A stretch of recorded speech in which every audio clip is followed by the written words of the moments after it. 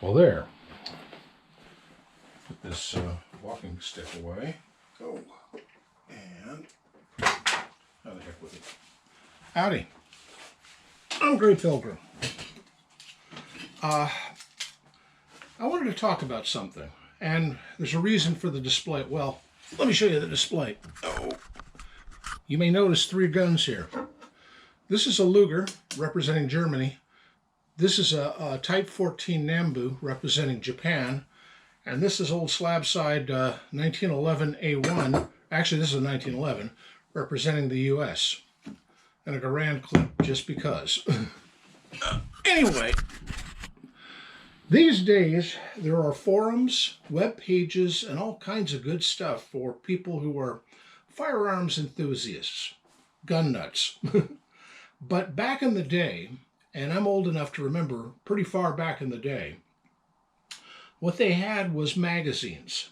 The only place you could get your questions answered was be to write off to one of the experts, the guys who wrote the in-depth technical articles for American Rifleman, shooting times, guns and ammo, hand loading. There were several of these magazines. There was one called The Rifle, Field and Stream, places like that. Anyway, and I used to read those religiously, those magazines. Oh, this is just kind of whacked out. You know, let me see. Is that better? That's better. Okay, that's better. I'm still crooked, but fuck, screw that. Anyway, I have a couple of examples here. I have a what year is it? I forget. 1968 shooting times. And you'll notice that the cover has 2 Nambus on it. This is I think a baby and a Papa Nambu or something. This Type 14 is based on these Nambus. This was the fancy officer's model, and that was the during the war, slap it together as quick as you can to get some kind of sidearm out there in the field. Germany, this is a Luger, and Germany, of course, made the Luger. And the Luger is, well, it is the most iconic and beautiful gun made ever, in my opinion. And it's one of the very first commercially successful semi-autos. Anyway, magazines like this were how you found out stuff. And this one is from the 1960s. It's 68, so this is right after, or is it before? Right before the passage of the signing into law of the Gun Control Act of 1968. And because of that, if you look at the back of the thing, you will see ads for guns. Lots of ads for guns. And for gun products, cannons, gunsmithing, classified ads. The ads in these things were just as important as the articles, at least to firearms enthusiasts. But this one in particular is in August of 1959, American Rifleman. I sat and read this the other night, and some of the articles in here are just unbelievably cool. For instance, they're all technical. I mean, these days, the American Rifleman is more of a lobbyist screed. It's talking about gun control or firearms news from the major manufacturers or trade shows. I mean, that's all they talk about. Matter of fact, I dropped my subscription to, I was a member of the NRA for 36 years, and I dropped it. I joined GOA and Second Amendment Foundation, and I belong to the Oregon Firearms Federation, which is our own local group, PAC, whatever you call it.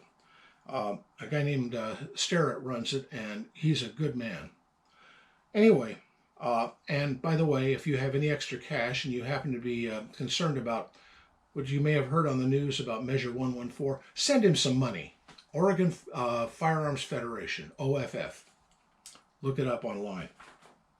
Anyway, this article is on cartridges and their development, and it shows everything from the paper-patched cartridges to the skin cartridges. I don't know if you remember that or heard of it, but skin cartridge was a big thing. to the early Civil War vintage brass cartridges like the Burnside here, which I've actually held a Burnside. I was really thinking of buying it, but a much more advanced collector than me grabbed it. Oh boy, this is a 577 450 Martini Henry here, which I think is a fascinating article or cartridge. That's if you ever see the movie Zulu, this is what they used in it for the Martini Henry. Anyway, there's more stuff. This is like making of muskets at Springfield, and this takes you through all of the processes that they went through making the various muskets back then, and it's just with period woodcuts in it, and it's just fascinating. This is the kind of articles you'd find back then. When it goes to technical, Deluxe Sport Horizon and the number 4 rifle. This is by a man named M.D. Waite, who was something of an expert. There's other things in here, like there's an article by Julian Hatcher, who you've probably never heard of, but was the guy with Springfield Arsenal, with the government on the subject of guns back then. He was an absolute expert. And the ads in the back here are to die for. The prices on these guns. Now, granted, our dollar is so inflated now, or so depressed and so devalued, that it doesn't mean much. But when you see a Luger, I paid close to $1,000 for this Luger. And that was cheap at the time. Here's a 45 45 Colt model 1911, $34. Smith & Wesson, $29. Springfield bolts, 99 cents. 30-06 barrels, $6. Who is this? Warshall's, First in Madison, Seattle. Here's a bunch of the same stuff. It's in the 30s, 20s, and 30s for the same stuff. And that's for, who is that? Streb Gunworks in Washington. Yeah. Or how about this? An Argentine Mauser for $19.95. You'd be lucky to find one for less than $1,200 these days. You know? So yes, it's gotten inflated, but it's beyond that. It's just way beyond that. There's a National 8mm Mauser. Fabric National. This is the FN-49. This is the King Farouk Egyptian model. I have a Hakim, which replaced it, but this one is going for about $70. Oh, do you know what they cost now? I almost paid that much for it in the 1980s. That's the problem. It was almost $70 in 1959. It was a little over $70, but not much over, in 1986. So between 1986 and 2023, our economy has really gone to hell in a handbasket. You know, I know the things that happened. Nixon took us off the gold standard, and that inflated the heck out of the dollar. Then later on, inflation went through the roof when the Federal Reserve decided they could just print money.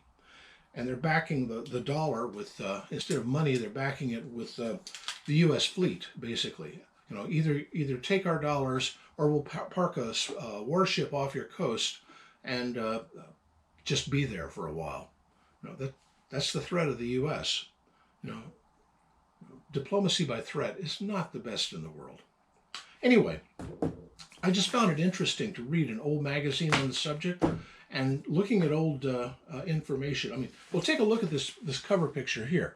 This is an old cap and ball, a revolving rifle from that era. It's not a Colt, it's not a Smith & Wesson, it's not a Remington, it's somebody else.